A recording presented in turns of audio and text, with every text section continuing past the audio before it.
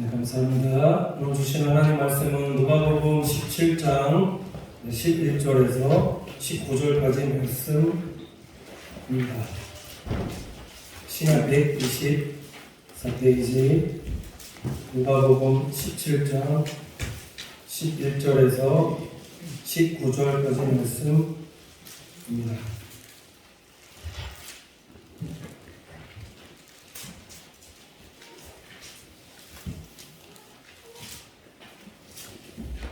네, 다 찾으신 줄 알고 제가 공독해 올리도록 하겠습니다. 예수께서 예루살렘으로 가실 때에 사마리아와 갈릴리 사이로 지나가시다가 한 촌에 들어가시니 문둥병자 10명이 예수를 만나 멀리 서서 소리를 높여 가로되 예수 선생님이여 우리를 긍휼히 여기소서 하거늘 보시고 가라사대 가서 제사장들에게 너희 몸을 보이라 하셨더니 저희가 가다가 깨끗함을 받은지라. 그 중에 하나가 자기의 낳은 것을 보고 큰 소리로 하나님께 영광을 돌리며 돌아와 예수의 발 아래 엎드려 살해하니 저는 사마리아인이라. 예수께서 대답하여 가라사대 10사람이 다 깨끗함을 받지 아니하였느냐? 그 9은 어디 있느냐? 이 이방인 외에는 하나님께 영광을 돌리러 돌아온 자가 없느냐 하시고 그에게 이르시되 일어나 가라 내 믿음이 너를 구원하였느니라 하시더라. 네. 오늘 성가대 찬양 읽겠습니다.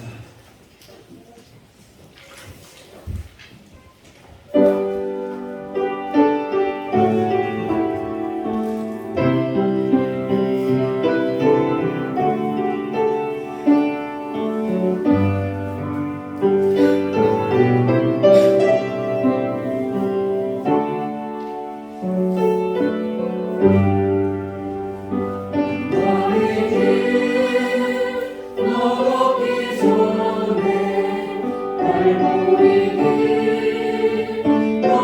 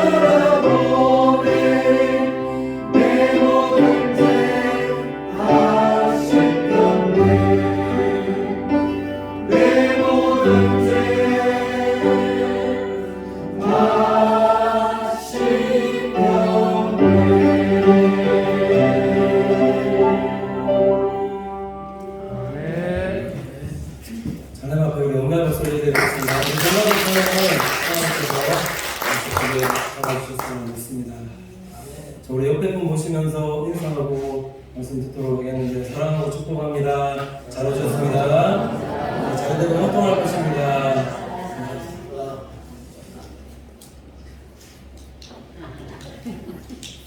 이거 좀 빨리 들어가야 될 것 같은데. 오늘 말씀 제목이 감사 찬양으로 나눠드리는 성도 제목으로 하나님 말씀 전하도록 하겠습니다. 지금 사순절 두 번째 주일을 맞이하고 있습니다. 그래서 이 사순절 기간 동안에 우리가 예수님 앞에서, 하나님 앞에서 어떠한 신앙생활이 되어져야 되겠는가, 오늘 말씀하시는 하나님의 음성을 듣고 또 하나님께서 기뻐하시는 대로 이렇게 믿음으로 순종하면서 행하면서 살아갈 수 있는 우리 믿음의 성도들이 다 되시기를 간절히 축원을 드립니다. 자, 이 사순절 기간 동안에 예수님께서 기뻐하시는 그 생활이 뭐냐? 첫 번째로 보면은 예수님께서는 우리 모두가 기도하기를 원하십니다. 오늘 11절과 12절 보시면은 이런 말씀이 있는데, 예수님께서 예루살렘으로 가실 때에 사마리아와 갈릴리 사이로 지나가시는데 한 촌에 들어가시니 문둥병자 10명이 예수님을 만나 멀리 서서라는 말씀이 나옵니다. 문둥병자여서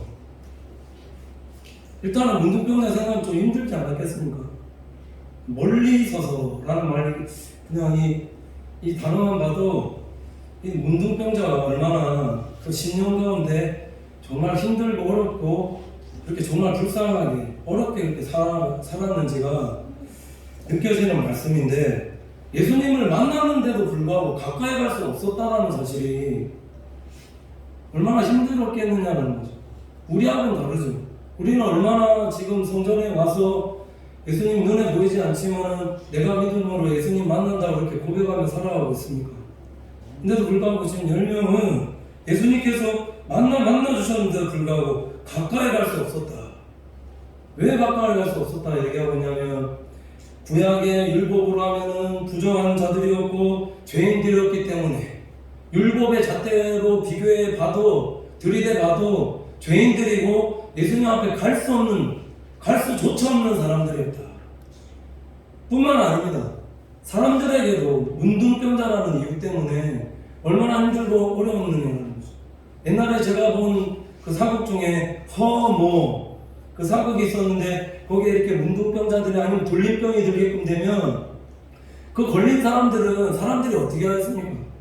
지금은 좀 그렇지 않습니까? 코로나에 걸린 사람, 1년째 코로나에 걸린 사람은 아예 진짜 사람 취급도 안 하고 그냥 집에서 그렇게 살고 있는, 지금 오늘 문둥병자도 그랬다는, 율법으로도 정죄함을 받고 사람들에게도 이렇게 돌 맞아 죽거나 아니면은 해코지 당해서 죽게 되는 그런 현실에 처해 있는 이 상황 속에 이들이 택한 방법이 뭐였느냐? 오늘 누가복음 17장 13절 보면은 소리 높여 가로되 예수 선생님이여 우리를 긍휼히 여기소서 하거늘, 소리 높여서 예수님께 부르짖었다라는 겁니다. 소리 높여서 예수님께 부르짖었을 때 그 다음 예수님의 반응이 어땠냐면 보시고입니다. 정말 예수님께 다가갈 수 없는 그 상황 가운데 있었을 때에 우리도 이런 상황에 있을 수 있다는 거죠. 그런 상황 가운데 있을 때 우리가 어떻게 해야 되느냐? 그냥 가만히 있어야 되겠습니까? 부르짖어야죠. 예수님께서 나은 사람을 주목하여 보시도록 지금 부르짖을 때라는 겁니다. 많은 무리가 있는데 많은 무리가 함께 하면서 부르짖는다고 한번 생각해 보십시오. 만약에 그 부르짖는 소리에 들으신다면 내가 더 얼마나 하나님 앞에 부르짖으면서 그렇게 기도해야 되겠느냐. 부르짖을 때 하나님이 보십니다. 그냥도 마음을 찢어가면서 우리가 그렇게 하나님 앞에 기도하셔야 됩니다. 부르짖지 않는다면, 소리 내서 기도하지 않는다면은 마음으로는 하나님께 정말 부르짖으면서 기도하시라잖아요. 하나님께서 돌아봐 주신다. 그래서 그 다음 어떻게 되냐? 가라사대 제사장들에게 너희 몸을 보여라 하셨더니 저희가 가다가 깨끗함을 받은지라고 말씀이 나옵니다. 굉장히 간단히 이게 말씀하고 있는데 기도에 대한 좋은 교훈을 지금 하나님께서 우리에게 말씀해주고 있다라는 사실. 우리의 삶에 어려운 문제와 힘들고 어려운 일들, 내 마음 가운데 지금 너무나 지금 힘들고 어려운 일들이 있는데도 불구하고 우리 너무 정말 편하게 신앙생활하고 있지 않느냐는, 힘들고 어려운 일이 있을 때, 내 힘으로 해결할 수 없는 문제가 있을 때, 이때 부르짖으면서 기도할 때 하나님은 그 어떤 문제라도 기도에 응답하시며 내 문제 해결해 주시고 나에게 은혜 베풀어 주시리라 믿습니다. 고치시고 깨끗하게 해주시고 회복시켜 주시는 것이 우리 예수 그리스도다라는 것입니다. 예수님께 나아가는 그 누구다 할지라도, 어떤 사람이다 할지라도 여러분 기도 응답하시고 깨끗하게 하시고 고치시는 분이 우리 살아계신 하나님이시고 예수님이시다라는 사실을 우리 사랑하는 성도님께서 확신할 수 있는 우리 믿음의 성도들 되시기를 간절히 축원을 드립니다. 또 중요한 사실은 감사한 게 뭐냐면, 오늘 10명이 기도했을 때에 10명에게 동일하게 기도 응답해 주셨다는 겁니다. 기도하면 하나님께서 응답해 주신다는 겁니다. 이게 뭘 의미할까요? 하나님은 선하신 분이다. 우리가 생각할 때 하나님은 내 기도에 응답해 주지 않는가 이렇게 생각할 수도 있겠지만은 그게 아니라는 겁니다. 하나님은 좋으시고 선하신 분이시기 때문에 기도하는 자들의 기도를 들으시고 우리의 문제 가운데 간섭하셔서 그 문제 해결해 주시고 응답하여 주시는 분이 우리 살아계신 하나님이시다. 예수님이시다. 중요한 사실은 이 사실을 알면서도 불구하고 우리가 부르짖지 않는다는 거지. 기도하지 않는다는 거지. 그래서 이 사순절 기간 동안에 우리 기도해서 우리 사랑하는 성도님들 문제도 해결받으시고 또 기도의 많은 응답을 받아 누리시는 우리 믿음의 성도들이 다 되시기를 간절히 축원을 드립니다. 근데 중요한 사실은 기도 응답보다도 더 중요한 게 있다는 겁니다. 원고에 둘째로 뭐라고 되어 있냐면은 살해하는 성도가 되잖아요. 이렇게 되어 있는데 누가복음 17장 15절에서 16절 말씀에 보면 이렇게 되어 있습니다. 그 중에 하나가 자기의 낳은 것을 보고 큰 소리로 하나님께 영광을 돌리며 돌아와 예수의 발 아래 엎드려 살해하니 저는 사마리아인이라 라는 말씀이 나옵니다. 10명이 깨끗함을 받았습니다. 10명 중에 근데 한 명만이 예수님께 와서 살해하였다. 이 살해를 원어로 찾아보면은 감사하였다라고 지금 말씀하고 있습니다. 깨끗함 받았다며 10명이 깨끗함 받았는데 왜 한 명만 지금 감사로 이렇게 왔냐라는, 예수님 뭘 하시냐면 10사람이 다 깨끗함을 받지 아니하였느냐, 그 9은 어디 있느냐, 이 이방인 외에는 하나님께 영광 돌리러 돌아온 자가 없느냐 하시고 그에게 이르시되 일어나 가라, 내 믿음이 너를 구원하였느니라 라고 말씀하셨습니다. 10명 중에 나은 사람이 10명인데 단 한 사람만이 예수님께 돌아와서 진정한 살해를 하였다. 근데 중요한 것은 살해드린 사람이 이스라엘 백성도 아니고 사마리아 사람이었다는 겁니다. 이게 뭘 의미할까요? 여러 가지로 말할 수가 있을 것입니다. 근데 이 말씀만 놓고 보면은 처음 된 자가 나중되고 나중된 자가 처음 될 수 있다는 겁니다. 우리는 하나님 앞에서 신앙생활할 때 내가 항상 믿음으로 섰다라고 그렇게 생각하는 신앙생활이 되어서는 안 된다라는 것이며, 또 하나 더 있습니다. 하나님께서 나만의 하나님이라는 생각을 우리가 배제하면서 신앙생활 하셔야 된다는 겁니다.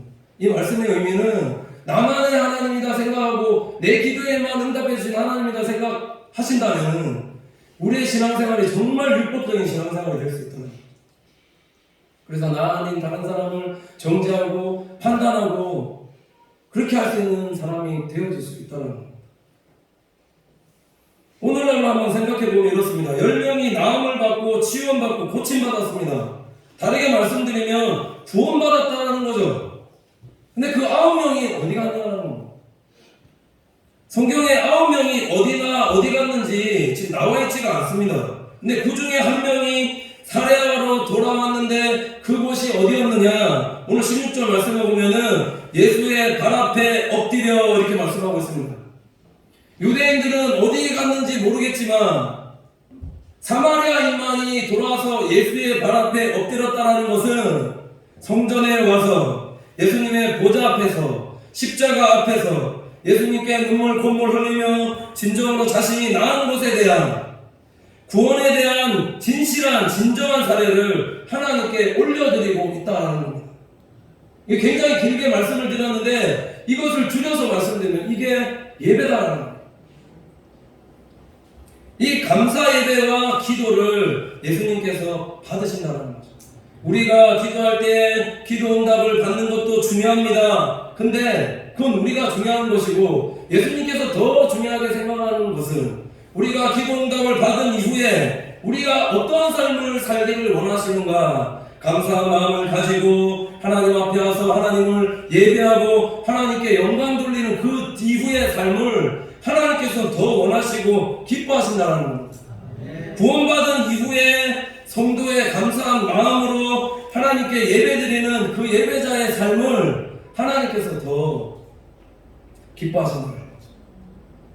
그래서 예수님 앞으로 돌아오는 게 중요한데 안 돌아오니까 이게 문제다라는 거죠.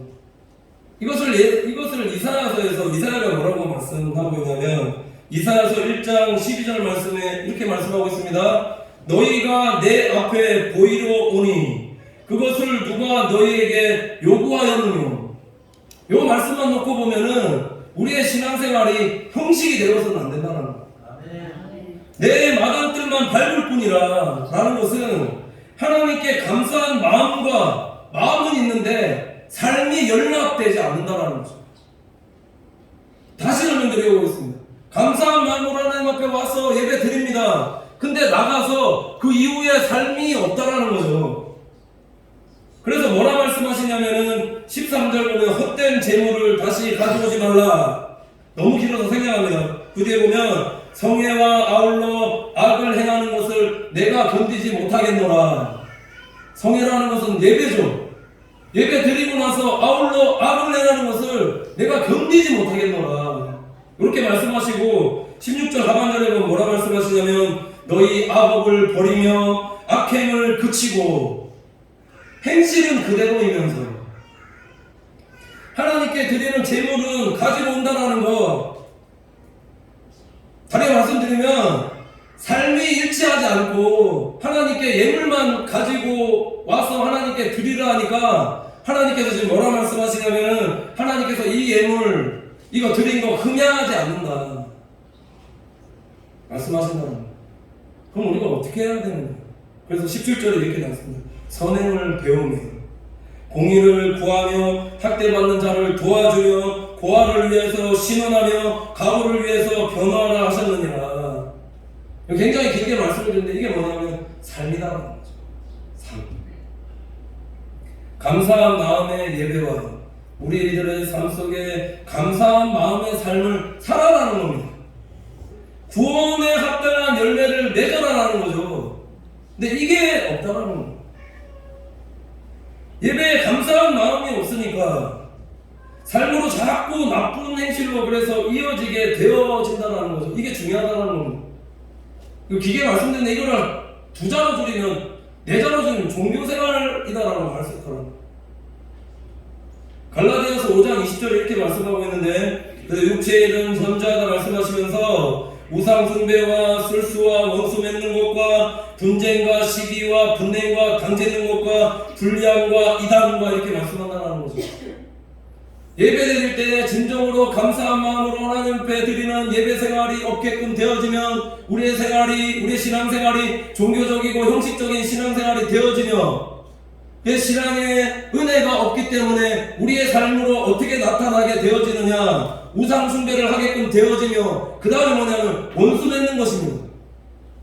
사람들과의 관계에서 관계성에 문제가 생겨서 그래서 자꾸 다투고 시기하고 분쟁하고 넘어뜨리려고 정죄하고 육이 원하는 대로 육신의 소욕대로 그렇게 살게 되어지는 거예요. 하나님은 하나님을 향한 감사가 없으니까. 그래서 모든 관계가 깨어지고. 왜 우리가 드리는 예배가 중요할까요? 왜 이사야가 마당들만 자꾸 밟고 간다고 이렇게 절규하면서 이렇게 말씀하고 있는가? 하나님과의 먼저 관계와 소통이 있어야 된다. 우리 신앙생활이에요. 우리가 기도해야 될 이유, 기도반 응답받고 난 이후에 감사한 마음으로 성전에 찾아오는 이유, 이 모든 것들이 하나님과의 여러분 관계적인 것, 이 소통이 일어날 때 우리의 삶에 참된 하나님께서 주시는 구원의 기쁨과 감격이 회복되어지는 것이며, 그 회복되어지는 그 은혜 안에서 우리가 살아갈 때에 하나님께서 주시는 열매가 있다. 이게 구원의 열매입니다. 구원에 합당한 열매입니다. 그래서 갈라디아에서 5장 20절에 뭐라고, 22절에 뭐라고 말씀하냐면, 오직 성령의 열매는 사랑과 희락과 화평과 오래 참음과 자비와 양성과 충성과 온유와 절제니 이 같은 것을 금지할 법이 없느니라 말씀하고 있더라.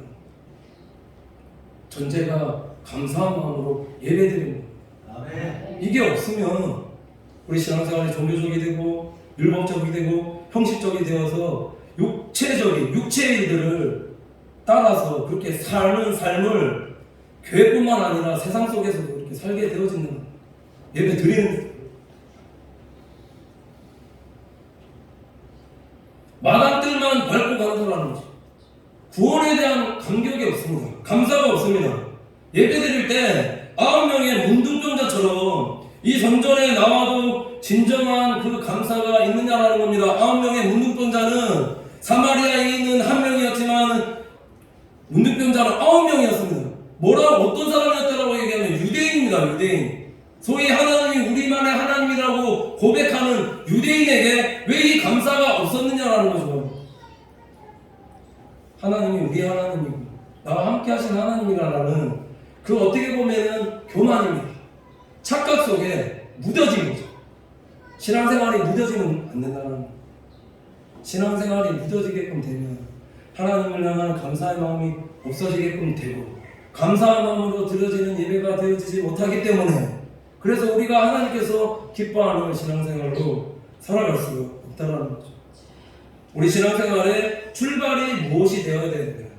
구원에 대한 진정한 감사합니다.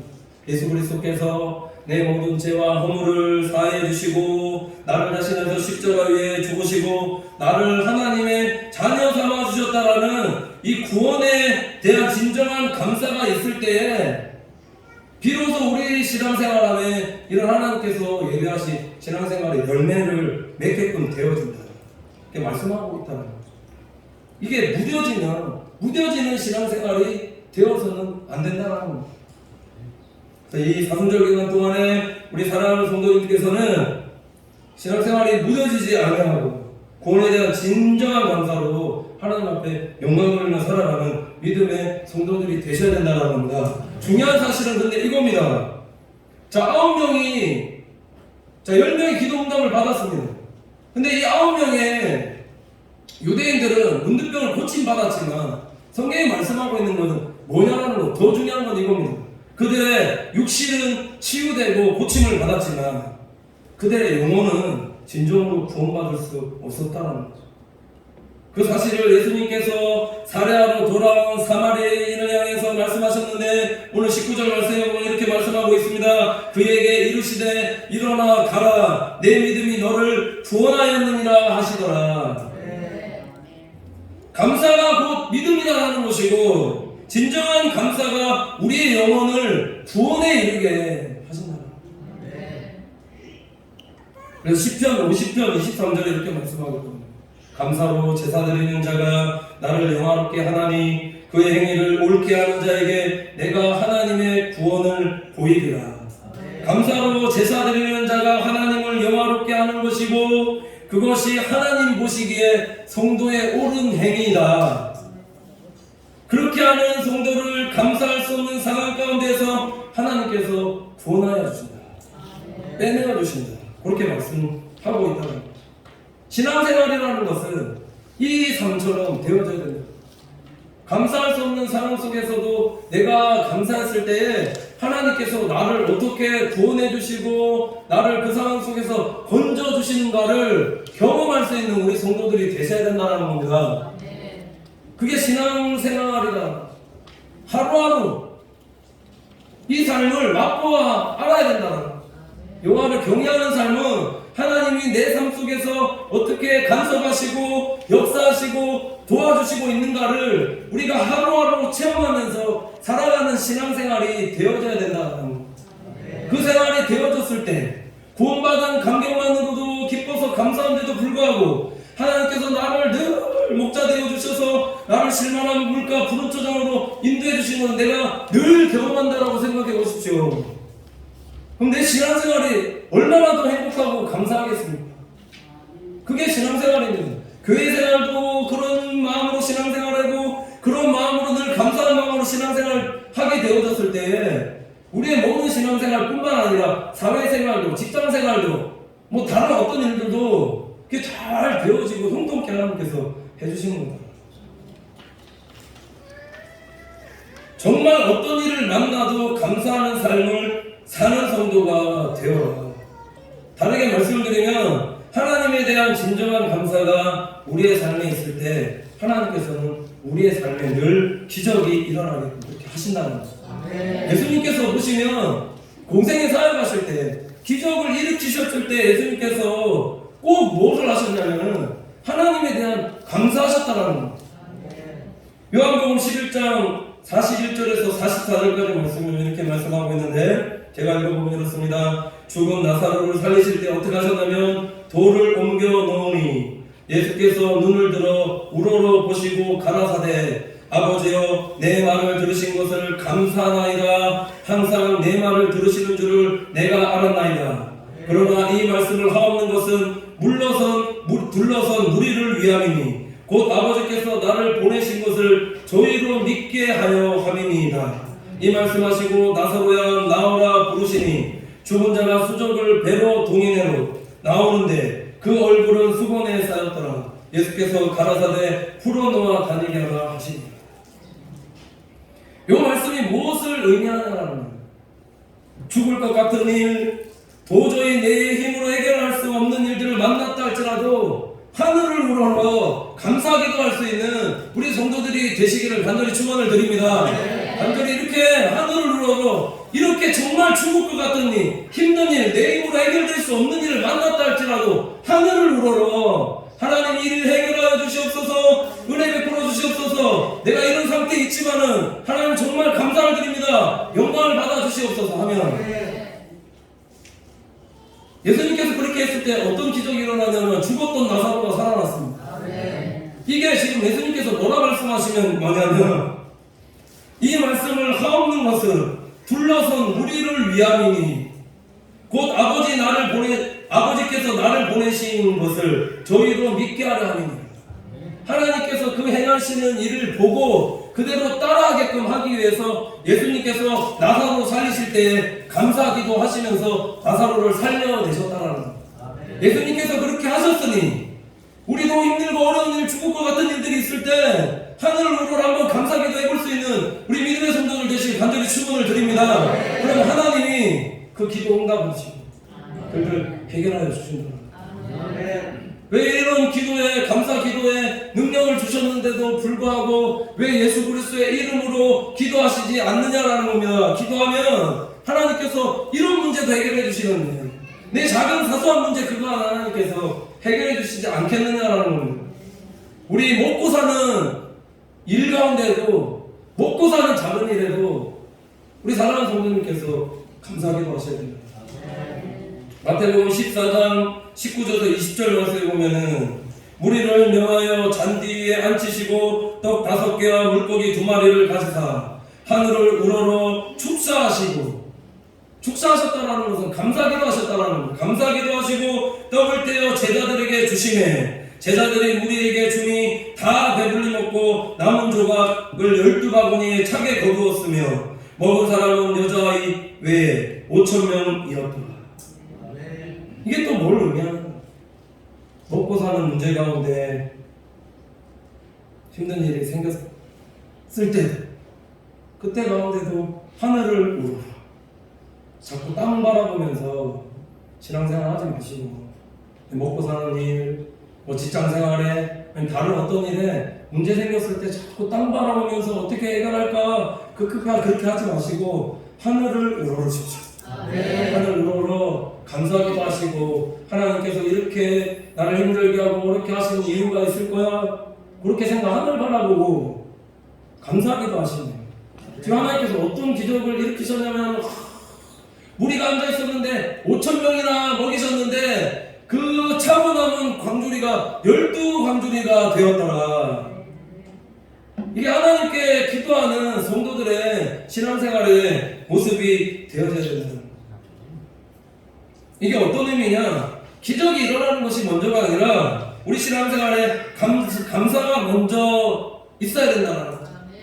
기적이 일어나기를 원하신다면 먼저 감사하시라는 겁니다. 감사할 때 하나님께서 기적들을 이루어내시고 또한 감사한 일들이 있을 때 그 감사를 미루지 않고 하나님 앞에 바로 감사 찬양으로 영광 돌릴 수 있는 우리 믿음의 성도들이 되셔야지만 그래야지만 하나님께서 그 감사를 통해서 영광을 받아주신다. 감사를 왜 다음으로 미뤄서는 안 되느냐? 감사를 다음으로 미루게끔 되어지면 우리 신앙생활의 형식이 되어질 수 있다는 거예요. 왜 그러냐면 오늘 15절 말씀에 보면은 그 중에 하나가 자기의 나은 것을 보고라고 말씀하는데 자 제사장에 보이라고 예수님께서 말씀하셨는데 자기의 나은 것을 봤다라는 겁니다. 가는 도중에 깨끗함을 받았다고 얘기를 합니다. 그러니까 이 치유함을 받은 이 문둥병자가 어떻게 하냐면 하나님께 큰 소리로 영광을 돌리며 바로 영광 돌리며 돌아갔다. 큰 소리로 감사 찬양을 돌리면서 돌아왔다 말씀을 하는데 자, 한 명은 그랬다라는 거죠. 그럼 9명은 어디 가냐라는 거예요. 14절 말씀에 보면 이런 말씀이 있는데 가라사대 가서 제사장들에게 내 몸을 보이라 하셨더니 저희가 가다가 깨끗함을 받은지라는 말씀이 나오는데 이 말씀을 추측해 보면은 이 9명이 어디 갔는가를 조금 예상해 볼 수가 있는데 예수님께서 구약의 말씀을 인용해서 뭐라 말씀하셨냐면 제사장들에 가서 보이라 말씀하셨다라는 거죠. 왜 그렇게 했냐면 레위기 13장 말씀에 이런 말씀이 있습니다. 그러나 정결한 여부를 제사장에게 보인 후에 병이 피부에 퍼지면 제사장에게 다시 보일 것이요. 이게 어떤 말씀이냐면 나은 것을 확인하게 하기 위해서 간 거다라는 겁니다. 구약의 율법의 말씀대로 행하려 했기 때문에 9명 그랬다라는 거죠. 추측해보면 그럴 수 있다라는 거죠. 그래서 변명의 여지가 있다라는 거죠. 예수님께 왜 예수님 한 명만 왔고 왜 너희는 9명은 오지 않았느냐라고 예수님께서 질문할 때 예수님께서 제사장의 보이로 가라 하지 않으셨습니까? 라고 이렇게 질문할 수 있다는 거죠. 그런데 오늘 예수님께서 왜 칭찬받은 사마리아인을 보면은 어떻게 행하고 있는 거야? 가라라고 얘기 들었잖아. 구약의 율법의 말씀에 깨끗함을 받았으면 제사장에 가서 보이라 얘기했으면 가야 되지 않습니까? 근데 왜 그렇게 하지 않았느냐? 이건 불순종이 아닙니다. 구약의 율법의 말씀보다 하나님께 감사한 마음을 표현하기 위함이다. 돌려봐 다르게 말씀드려볼까요?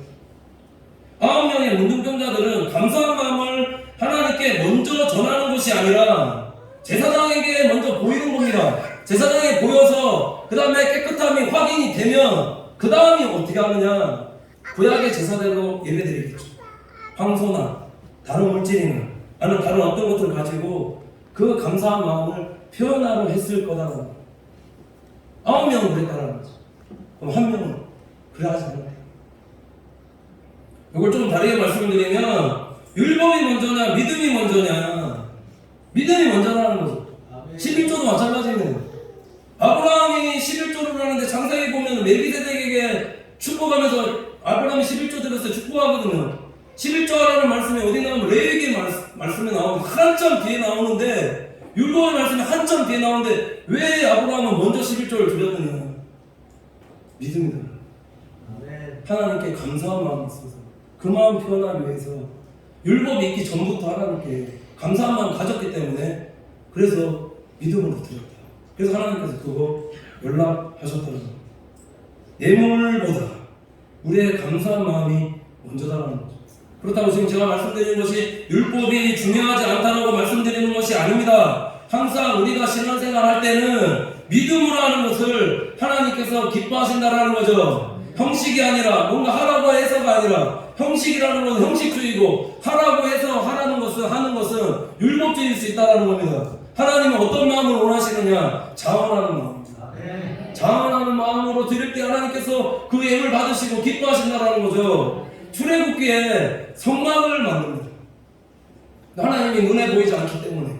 그래서 이스라엘 백성들이 모세가 시내산에 올라가 있는데 모세가 내려오지 않으니까 하나님은 섬겨야 되겠고, 그래서 눈에 보이는 금송아지를 만들었다라는, 하나님 안 섬긴 게 아닙니다. 금송아지를 만들었는데, 그래서 모세가 이제 십계명 받고 내려왔는데 이스라엘 백성들이 금송아지 섬기고 있으니까 그거 깨뜨리고, 하나님께서 뭐 만들어 오라고 보여주셨냐면 성막 보이시더라고요. 성막, 하늘의 성막을 보여주시고 부살레가 올리압을 통해서 성막을 건축하게 하시는데, 어떻게 건축하게 하시는가?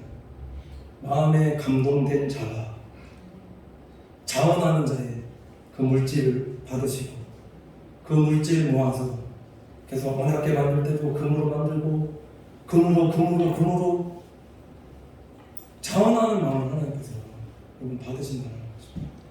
시편 69편 30절 31절에 이렇게 말씀하고 있는데, 내가 노래로 하나님의 이름을 찬송하며 감사함으로 하나님을 광대하시다 하리니 이것이 황소를 드림보다 여호와를 더욱 기쁘시게 함이 될 것이라. 감사 찬양 하나님 앞에 영광 돌리는 것이, 그것이 황소를 드림보다 더 여호와를 기쁘게 하는 것이 될 수 있다. 황소가 얼마일까요? 한 500만 합니까? 제가 1000만 합니까? 황소 그 1000만원, 그 500만원, 1000만원 드리는 것보다 감사 찬양으로 영광 돌리는 것을 하나님께서 더 기뻐하신다는 거죠. 그럼 우리 신앙생활이 어떻게 되어져야 되느냐? 이게 출발이 되어져야 되느냐?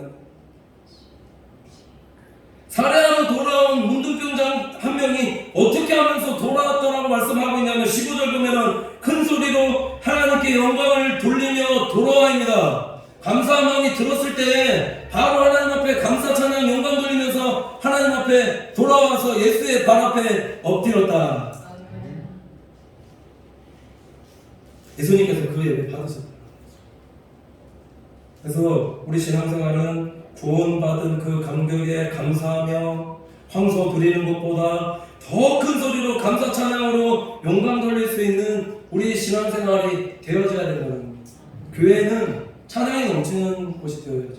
근데 교회의 중요한 목적은 뭐냐면 우리를 구원해 주신 하나님의 은혜에 대한 찬양, 감사 찬양으로 하나님 앞에 영광 돌릴 때 하나님께서 하늘을 누시고 성령으로 기름 부어주시고 하늘의 신령한 것과 땅의 기름 것들로 충만하게 하여 주시는 겁니다. 하나님 은혜 받은 자가 가만히 있을 수 있습니까? 은혜 받았는데 가만히 있다고요? 말도 안 되는 소리죠. 은혜 받으면 침묵할 수 없습니다. 찬양을 하든 전도하든 은혜 받으면 가만히 못 있습니다. 왜냐하면 내 안에 예수로 충만해 있는데 내가 가만히 있을 수 있겠습니까? 감사 찬양하든 전도하든 아니면 그 사람 받아서 이웃에게 격려하고 축복하고 살아라. 그런 구원에 합당한 열매를 맺으면서 살아갈 때 하나님께서 우리의 예배도 받으시고 우리의 물질도 흠양해 주신다는 사실 기억하면서 날마다 사순절 기간 동안에 기도 많이 하시고 감사 찬양으로 영광 돌리며 살아가는 우리 믿음의 성도들 다 되시기를 간절히 축원을 드립니다. 이렇게 기도하겠습니다. 하나님 감사합니다. 사랑하는 성도들, 사순절 기간 동안에 이 성전에 나와 하나님께 많이 기도하는 성도들 되게 하여 주시되 늘 구원해 주신 기쁨과 감사의 마음으로 찬양과 기도에 더 힘쓸 수 있는 우리 성도들에게 인도하여 주시옵소서. 형식적인 율법적인 신앙생활이 되지 않도록 늘 우리 안에 하나님께서 주신 은혜가 충만케 하여 이곳으로 사랑하고 섬기고 봉사하고 헌신하는 믿음의 성도들이 다 되어지게 인도하여 주시옵소서. 감사드리며